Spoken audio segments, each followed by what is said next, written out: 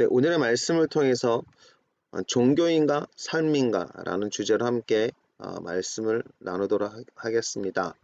우리가 신앙생활하면서 우리는 종교, 기독교야 라고 말을 하지만 사실 기독교를 라는 어떤 의미를 떠나서 예수님이 오신 목적은 종교를 만들기 위해서 오신 것이 아닌 것을 보게 됩니다.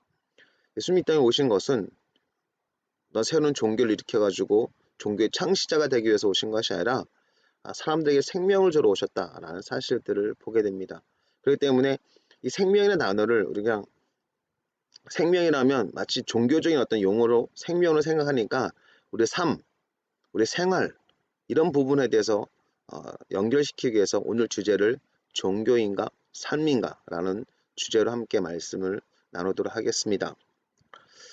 요한복음 20장 31절에 보면 오직 이것을 기록함은 너희로 예수께서 하나님 아들 그리스도이심을 믿게 하려 함이요 또 너희를 믿고 그 이름을 힘입어 생명을 얻게 하려 함이니라. 이 요한복음 20장 31절은 요한복음에 기록된 목적을 알게 하는 걸 보게 됩니다. 이것을 통해서 보여준 건 뭐냐면 이 말씀을 기록된 궁극적 목적이 뭐냐면 예수 그리스도 하나님 아들이신 예수 그리스도를 믿게 하기 위해서 이게 첫 번째고요. 두 번째는 그 예수님을 믿고 또 예수님을 힘입어서 그러니까 그 이름을 힘입어서 생명을 얻게 하는 겁니다. 그러니까 우리가 예수님의 이름을 힘입을 때 예수님의 이름으로 삶의 문제를 풀어갈 때 우리가 삶 속에서 생명을 얻게 되는 것 이것을 요한복음을 기록한 목적이라고 요한복음 10장 31절에 말씀하는 걸 보게 됩니다. 그럼 결국 생명을 얻게 하는 것, 궁극적인 목적은 생명을 얻게 하는 것, 그 생명을 얻기 위해서 예수 그리스도를 믿고 예수 그리스도의 이름을 힘입는 것이라는 것을 보게 됩니다. 이 생명을 얻는다는 것을 좀 더 말씀 가운데 보도록 하겠습니다. 예수님이 바로 이제 생명이시다라는 것을 이제 이 요한복음에서 보게 되는데요.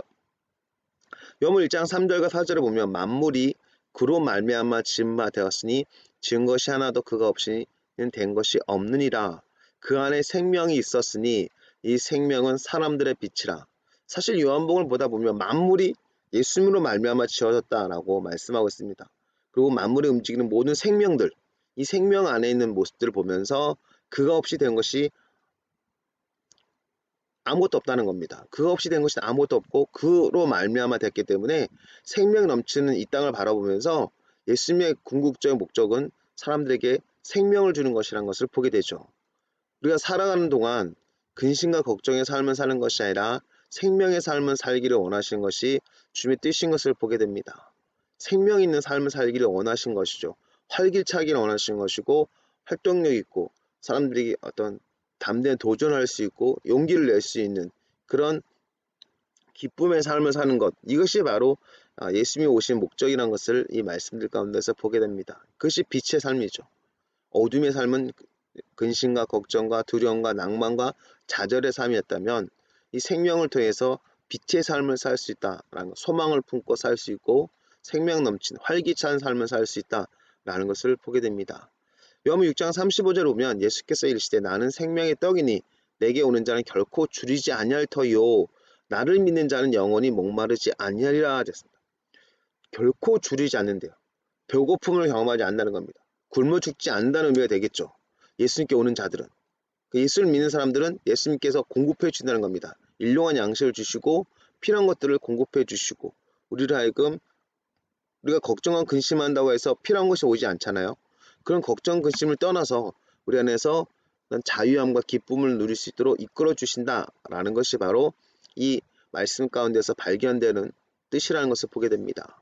그래서 예수를 믿는 자는 영원히 목마르지 않는다는 것입니다. 예수님께 나왔을 때 결코 줄이지 않고 예수를 믿으면 영원히 목마르지 않는다는 것입니다. 계속 공급이 있다는 거죠. 생명이 넘친다는 것을 보게 됩니다. 요한복음 10장 10절에 보면 도둑이 오는 것은 도둑질하고 죽이고 멸망시키는 것뿐이요 내가 온 것은 양으로 생명을 얻게 하고 더 풍성히 얻게 하려는 것이라 됐습니다. 생명을 얻게 하는 것 그리고 더 풍성히 생명을 얻게 하는 것 풍성한 생명을 얻기는 것 생각해 보십시오. 그냥 생명을 얻어서 죽지 못해 살아 라는 삶의 모습이 아니라 풍성한 삶을 보면 삶이 즐거운 거죠. 즐거운 삶, 행복한 삶, 어떻게 보면 기쁨이 넘치는 삶 이것이 바로 풍성한 생명인 것을 보게 됩니다. 그렇기 때문에 우리가 어떤 종교적인 용어로 그냥 생명이라고 생각하면서 많은 사람들은 나 예수 믿고 생명 얻었어. 그냥 이렇게 끝내버리는데 우리가 진짜 그런 생명 넘치는 삶, 활기찬 삶을 사는가, 늘 걱정과 근심 가운데 사는가 라는 것을 생각해 보면 예수님 오신 목적과 좀 약간 다르게 사는 우리들의 모습을 발견할 때가 있는 것을 보게 됩니다.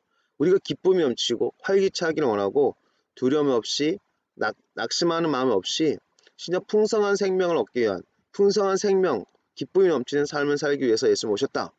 활기찬 삶을 살기 위해서 우리 오셨다라는 모습을 보면 우리가 좀 더 이렇게 신앙 생활적인 어떤 부분에서만 국한된 어떤 예수를 믿는 믿음이 아니라 우리 삶에 계속적으로 적용되어야 될 필요가 있는 것을 좀 보게 됩니다. 그래서 예수님은 종교가 아닌 삶을 위해서 오신 분인 것을 보게 돼요. 어떤 종교를 만들기 위해서 온 것이 아니라 우리 삶의 문제를 해결해 주시고 삶의 고통을 해결해 주기 위해서. 그래서 예수님께서 그때 당시 인간으로서 해결할 수 없던 가장 큰 문제들을 해결해 주신 것을 보게 됩니다. 요한복음 4장 23절과 24절을 보면 요한복음이 마태복음입니다. 이게 오타가 났는데요.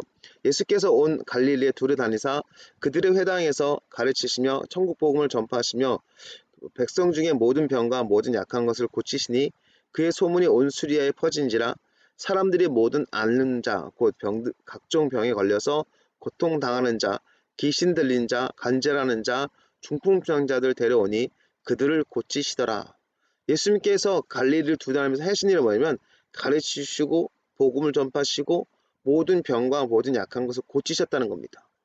그래서 모든 약한 것 그 안에는 병든 것이죠. 각종 병에 걸려서 고통을 당한 자, 귀신 들린 자, 우리 간질한 자, 중풍병자들 이런 자들인 걸 보게 돼요. 그럼 우리는 치유사역이 필요하다라는 것을 강조하는 걸 보게 됩니다. 근데 여러분 지금 저는 이렇게 말씀드리고 싶어요. 의사들 통해서 이렇게 치유되는 것들 이것도 하나님께서 계획하신 부분이라 생각합니다. 저는 그래서 병원에 가서 치유받는 것도 좋다 생각하는 사람 중에 하나입니다. 그런데 더 나아가서 인간이 할 수 없는 것들을 행하도록 오신 분. 그러니까 그때 당시 인간의 영역을 뛰어넘는 문제들을 해결해 주시는 예수님의 모습을 보면 오늘날도 인간의 영역을 뛰어넘는 문제를 예수님께서 반드시 해결해 주시다 생각합니다. 그래서 우리가 이 부분에 대해서 생각해야 될 것은 뭐냐면 진짜 예수님께서 삶을 위해서 우리 삶이 얼마나 윤택하고 평안이 넘치는 삶을 살도록 만들기 위해서 오셨는지를 볼 수 있어요. 그렇기 때문에 이 말씀들을 보면서 예수님은 가르치시고 복음을 전파하시면서 많은 사람들을 자유케 하시고 기쁨이 넘치도록 만들어 가셨다라는 사실들을 보게 됩니다. 마태복음 8장 2절과 3절의 말씀에 보면 한 암병병자가 나와서 절하여 이르되 주여 원하시면 저를 깨끗하게 하실 수 있나이다 하거늘 예수께서 손을 내밀어 그에게 대시며 이르시되 내가 원하노니 깨끗함을 받으라 하시니 즉시 그의 나병이 깨끗하여진지라. 나병 환자라는 것은 어떤 우리가 온몸에 이렇게 물질 같은 것이 생기기 때문에 그때 당시에서도 이렇게 버림받은 자와 같은 모습이 있습니다. 그렇기 때문에 사람들 앞에 나서기가 좀 두려운 존재인데요. 예수님께 나와서 예수님 진짜 원하시다면 진짜 어떻게 보면 고쳐주세요. 담대히 말 못하는 거죠. 나병 환자고 남들한테 진짜 뭐 한마디면서 멸시당하고 있는 그런 상황이기 때문에 담대히 말 못하는데 주님께서 원하신다면 저를 고쳐주세요. 깨끗하게 해주세요. 라는 마음으로 이렇게 나온 겁니다. 그때 예수님께서 손을 내밀어 주셨어요. 그리고 그에게 대셨습니다. 나병 환자의 몸을 대시고 이르시되 내가 원한다. 깨끗함을 받으라 라고 말씀하신 걸 보게 됩니다. 예수님이 원하신 겁니다. 예수님이 우리가 깨끗하기를 원하고 우리가 건강하기를 원하고 우리가 잘 되기를 원하신 것이 바로 예수님이시라는 것을 보게 됩니다. 그러면서 예수님께서 인간이 해결할 수 없었던 그의 나병을 예수님께서 깨끗하게 치유해 주신 것을 보게 됩니다. 마태복음 16장 17절 말씀에 보면 저물매 사람들이 귀신 들린 자를 많이 데리고 예수께 오거늘 예수께서 말씀으로 귀신들을 쫓아내시고 병든 자들을 다 고치시니 이는 선지자 이사야를 통하여 하신 말씀에 우리 연약한 것을 친히 담당하시고 병을 짊어지셨다 함을 이루려 하심이더라. 예수님은 연약한 것을 친히 담당하시고 병을 짊어지신 분이세요. 우리가 병을 짊어지는 것이 아니라 예수님께서 병을 짊어지십니다. 마치 이런 거죠. 예수님께서 다 병을 가져가셔서 병을 해결해 주신 겁니다. 우리의 병을 누구한테 맡기냐면 예수님께 맡기는 거죠. 내게 해결할 수 있는 아픔들, 이런 고통들을 주님께 맡겨드리는 겁니다. 그러면 주님께서 담당해 주셔서 주님께서 치유해 주시다는 것입니다. 이것을 이제 이사야를 통해서 메시아가 오신 그 목적들, 메시아가 이런 분이라는 것을 예언하는데 이것을 이루기 이루시는 모습을 보게 됩니다. 그러니까 메시아는 약속된 말씀을 이루실 뿐만 아니라 메시아는 궁극적으로 인간의 삶을 윤택하게 만드시는, 행복하게 만드시는 분이신 것을 보게 됩니다. 이것이 바로 예수님의 모습이죠. 그 예수님은 종교가 아닌 우리의 생명을 위해서 오신 분인 것을 다시 한번 보게 됩니다. 누가복음 6장 9절부터 10절에 보면 이렇게 말씀하는 걸 보게 돼요. 예수께서 그들에게 이르시되 내가 너에게 묻노니 안식일에 선을 행하는 것과 악을 행하는 것, 생명을 구하는 것과 죽이는 것 어느 것이 옳으냐 하시며 무리를 둘러보시고 그 사람에게 이르시되 내 손을 내밀라 하시니 그가 그리하여 그 손이 회복된지라. 이게 약간 좀 우리가 더 명확하게 볼 수 있는 사건인 걸 보게 돼요. 종교를 위해서 오신 것이 아니라 사람을 위해서, 생명을 주기 위해서 오신 것. 우리 삶이 건강하게 되기를 원해서 오신 분인 것을 더 보여주는 사건이 바로 안식일에 병을 고치는 모습인 걸 보게 됩니다. 유대인들은 안식을 지켜야 되죠. 안식을 지켜야 되는 겁니다. 사실 안식이라는 단어를 보면 되게 좋은 뜻이거든요. 편안히 쉬다는 뜻이에요. 근데 안식일을 지키는 것, 종교적인 모습으로 더 이것을 생각했습니다. 안식일을 지키다라는 것은 쉬면 되는 거거든요. 그냥 쉬면 되는 겁니다. 근데 안식일을 지켜야 되기 때문에 또 지키기 위해서 쉼을 추구해 나가야 되는 겁니다. 아무것도 하지 말아야 되는 거예요. 근데 궁극적으로 안식을 쉬면서 선을 행하는 것을 추구하는 것이 참 아름다운 모습이 되지 않겠습니까? 더 윤택하죠. 안식일을 더 안식일답게 하는 것. 우리가 쉼을 통해서 우리가 건강해지고 평안해지는데 거기다가 또 좋은 일을 행합니다. 선을 행합니다. 이건 엄청난 유익을 주는 것인데 이들은 종교적인 관점으로 안식일을 받기 때문에 안식일은 지켜야 되는 거예요. 의무감이었다는 걸 보게 됩니다. 근데 예수님은 안식일은 사람들을 위해서 온 것이다. 사람들을 위해서 주신 것이다. 그러니까 사람들을 더 윤택하게 하는 선을 행하는 것, 이것이 생명을 구하는 것, 이것이 좋다는 것을 말씀해 주신 겁니다. 그래서 안식일에 병을 고치면서 사람을 유익하게 하신 것이 바로 하나님 뜻이라는 사실들을 보게 하는 겁니다. 그래서 신앙은 삶의 소망을 주는 겁니다. 신앙은 우리 종교적인 의무를 주고 또 더 무겁게 만드는 게 아니에요. 그래서 어떤 사람들은 뭐 이런 음성을 듣는다 말하면서 사람들 막 정죄하는 사람들 있어요. 이거 너 지키지 않으면 벌을 받을 거야. 뭐 이렇게 말을 하는데 여러분들 벌을 받는 게 아니라 이것을 지키지 않으면 그 사람에게 손해가 되는 거예요. 너를 유익하기 위해서 이것을 행해야 돼. 이것을 지켜야 돼. 라고 말하는 것이지 이걸 지키지 않으면 벌을 받을 거야.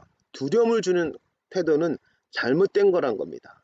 똑같은 결과가 오겠지만 궁극적 선택은 너의 유익을 위해서, 너가 잘 되기 위해서 이걸 택해야 되는 거야 라고 사람들에게 말을 해야 되는 거죠. 이것이 바로 신앙의 본질을 깨닫는 자의 모습인 겁니다. 그래서 신앙은 정죄하지 않습니다. 사람들을 정죄하지 않고요. 사람들에게 소망을 주는 것이 바로 진정한 신앙의 모습이다 라고 말할 수 있는 것입니다. 로마서 5장 17절에 보면 한 사람의 범죄로 말미암아 사망이 그 한 사람을 통하여 왕노릇하였은즉 더욱 은혜와 의의 선물을 넘치게 받는 자들은 한 분 예수 그리스도를 통하여 생명 안에서 왕노릇하리로다. 엄청난 메시지거든요. 이게 근데 종교적으로 막 하면서 우리 조직 신학이라든가 신학적인 관점 속에서 끝나버리면 안 되는 겁니다. 이것을 삶에 적용시켜야 되는 거죠. 한 사람의 범죄는 아담입니다. 아담에 주었던 축복이 뭐냐면 아담이 가졌던 복이 뭐냐면 땅을 다스리고 땅을 정복해 나가는 것이었어요. 왕의 권세였습니다. 근데 범죄로 말미암아 사망이 그 한 사람 통해서 우리에게 왕노릇했습니다. 그러니까 사망의 생각이 뭐냐? 늘 걱정과 근심과 두려움과 자신감 없는 그런 모습이었거든요. 죄의 모습이었습니다. 근데 은혜와 의의 선물을 은혜와 의의 선물을 받았어요. 넘치게 받는 자들. 이게 바로 예수 그리스도를 통해서 주어진 선물입니다. 예수 그리스도를 통해서 우리가 생명이 넘치는 왕노릇하는 겁니다. 생명이 넘치는 왕노릇하는 것은 어떤 뜻이겠습니까? 왕을 생각해 보십시오. 말한 대로 되는 거예요. 선포하는 능력이 나타나고요. 사람들이 활기차집니다. 믿음의 고백을 하게 되고 담대하게 우리 인생에 대해서 긍정적인 메시지를 선언하게 되는 겁니다. 이것이 바로 생명이 넘치는 왕의 역할인 거죠. 그래서 생명이 넘치는 왕노릇. 진정한 신앙은 생명을 주는 겁니다. 저주를 주는 것이 아니라 사람들한테 너 이거 안 하면 안 돼 라고 하는 어떤 그런 모습들, 신앙적인 관점에서 막 저주의 모습으로 사람들 자꾸 올가매거든요. 근데 사람들이 참 이런 저주의 말에 더 많이 올가매지는 걸 보게 돼요. 그래서 신앙생활을 통해서 두려움으로 하는 것, 이러면 여러분 독재하는 데는 두려움을 주는 것이 쉽습니다. 사람들에게 독재를 하는 사람들 보면 막 두려움을 주고 억압하고 하면 사람들이 그 안에서 묶여가지고 더 말을 잘 듣고 그 독재자는 자기 마음대로 할 수가 있어요. 그런데 진정한 민주주의는 사람들에게 자유를 줍니다. 그러면서 사람들에게 행복함을 주고 기쁨을 주게 되는 걸 보게 되죠. 그렇게 될 때 우리가 인생의 어떤 삶을 어떤 기쁘게 살 수 있게 되는 걸 보게 됩니다.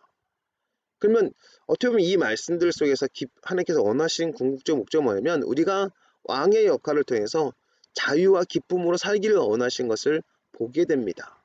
그럼 그래서 신앙은 독재적인 모습이 아니라 사람들에게 자유를 주는 기쁨을 주는 그런 모습인 것을 보게 돼요. 그래서 사실 신앙생활 가운데서 가장 많은 사람들이 놓쳐버리는 것이 뭐냐면 생명입니다. 생명. 신앙을 통해서 우리가 생명을 경험하는 것. 자기 마음대로 하는 것이 생명이 아니거든요. 그래서 지도자를 통해서 순종을 통해서 이 순종도 생명의 순종이거든요. 여러분이 잘 되기 위해서 순종하는 거예요. 두려워서 벌벌 떨어서 순종하지 않으면 벌 받을 것 같은 거 순종한다. 이거는 독재적인 모습이죠. 그러나 진정한 우리가 잘 되기 위해서 주의 종의 말을 들을 때 내 인생 안에서 나의 유익을 위해서 나의 생명이 넘치는 삶을 위해서 말씀을 순종해야겠구나. 그걸 따라가는 겁니다. 근데 이 생명의 신앙을 가르치다 보면 많은 사람들이 자기 주장을 막 하는 사람도 있어요. 그럼 자기 마음대로 하는 사람이 있거든요. 그럼 이건 어떻게 보면 안 좋은 결과가 오겠죠. 방종이 되는 걸 보게 됩니다. 신앙은 방종은 아닙니다. 순종이에요, 순종. 그래서 여러분들 말씀을 통해서 순종을 할 때 순종하는 사람이 왕의 노릇을 하게 되는 걸 보게 됩니다. 그래서 우리가 말씀을 온전히 복종하게 될 때 말씀 안에서 왕 노릇하게 되는 그런 모습을 보게 되죠. 그리고 예수님이 나의 주님이 될 때 예수님을 통해서 나이가 진정 왕의 역할을 하게 되는 것을 보게 됩니다. 그래서 로마서 6장 4절에 보면 그러므로 우리가 그의 죽으심과 합하여 세를 받음으로 그와 함께 장사되었나니 이는 아버지의 영광으로 말미암아 그리스도를 죽은 자 가운데서 살리심 같이 우리도 또한 새 생명 가운데서 행하게 하려 하심이라 됐습니다. 하려 함이라 되는데요. 이 말씀을 통해서 우리가 생각해야 될 것은 뭐냐면 내가 아닌 예수님이 나를 다스리는 삶이 바로 내가 예수 그리스도로 말미암아 다시 살아나는 모습인 것을 보게 됩니다. 그래서 여러분들 내 모습, 내가 항복하는 것이 진정한 나의 기쁨을 위해서 가장 중요한 열쇠가 되는 걸 보게 돼요. 아이러니죠. 나를 위해서 막 추구하면서 나가는 신앙이 나를 위한 것처럼 보이는데 내가 항복하는 것이 나를 위한 진정한 기쁨의 삶, 새 생명이 넘치는 삶이라는 사실들을 우리가 보게 됩니다. 이것을 깨닫는다면 진짜 큰 은총을 받게 될 것입니다. 내가 항복하고 내가 주님 앞에 내 자신을 드리는 것이 진정한 나를 위한 삶이라는 것. 그래서 신앙생활 가운데서 내가 인생을 살아갈 때 많은 문제 가운데서 고통과 슬픔 가운데서 그걸 극복하지 못할 때가 많은 것을 보게 됩니다. 그러나 내가 예수님께 맡게 되면 예수님은 우리 생명을 위해서 오신 분이기 때문에 예수님께서 우리가 잘 되도록 우리를 인도해 주신다는 겁니다. 이것이 바로 신앙의 모습이죠. 그래서 신앙은 주님과의 동행과 주님과 함께하는 모습인 것을 보게 됩니다. 그래서 여러분들 우리 인생을 잘 되는 비결은 뭡니까? 주님께 우리의 삶을 맡기는 것이죠. 그러면 주님은 우리가 잘 되도록 우리를 인도해 주신다는 겁니다. 그래서 사도행전 8장 7절과 8절에 보면 많은 사람이 붙었던 더러운 귀신들이 크게 소리를 지르며 나가고 또 많은 중풍병자와 못 걷는 사람이 나으니 그 성에 큰 기쁨이 있더라. 여러분들 이것은 이제 빌립을 통해서 사마리아 성에 복음을 전파되는 모습인 걸 보게 됩니다. 그럼 빌립은 예수 그리스도께 헌신된 사람이었습니다. 예수 그리스도의 영이신 성령의 인도를 따라서 살았던 삶인 걸 보게 돼요. 자기 자신의 삶이 아니라 예수님의 인도를 따랐던 삶이 많은 사람들을 자유케 하고 기쁘게 하는 것을 보게 됩니다. 그리고 여러분들 진정한 신앙의 모습은 많은 사람들에게 자유를 주는 신앙인 것을 보게 되죠. 그래서 큰 기쁨이 넘치게 만드는 것이 진정한 신앙의 모습인 걸 보게 됩니다. 그래서 우리가 사역자라고 했을 때 사역자의 궁극적 목적은 사람들에게 하나님의 기쁨을 경험케 하도록 인도해 주는 사역자가 되는 것이 진정한 사역자인 것을 보게 돼요. 근데 이것은 인간의 노력과 열심도 있겠지만 가장 중요한 것은 뭐냐면 성령의 인도하심, 성령의 충만을 통해서 가능하다라는 사실들을 보게 됩니다. 로마서 15장 13절 말씀에 보면 소망의 하나님의 모든 기쁨과 평강을 믿음 안에서 너에게 충만하게 하사 성령의 능력으로 소망이 넘치게 하시기를 원하노라 됐습니다. 신앙은 우리에게 소망이 넘치게 하는 것을 보게 됩니다. 그래서 여러분들 왜 신앙생활 합니까? 내 인생을 내 문제가 해결할 수 없고 나의 힘으로 할 수 없다는 것을 내가 인정하고 주님의 도움을 받아서 내 인생을 풀어가기를 원합니다. 라는 고백이 바로 신앙 안에 있는 것을 보게 되죠.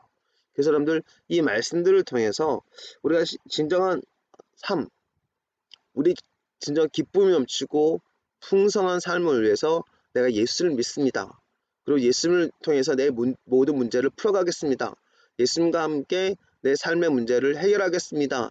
라고 하는 것이 진정한 신앙의 모습인 것을 보게 됩니다. 그래서 이 땅 가운데서 왜 예수를 믿는가? 결국 내 삶과 연결되는 부분이 있기 때문에 우리 풍성한 생명을 위해서 예수님을 믿고 예수님을 따라가는 것인 것을 보게 됩니다. 그래서 여러분들 예수님께서 이 땅에 오셔서 하신 궁극적 목적은 우리가 잘되게 하는 것이, 우리가 잘되는 비결은 그분을 따라가는 겁니다.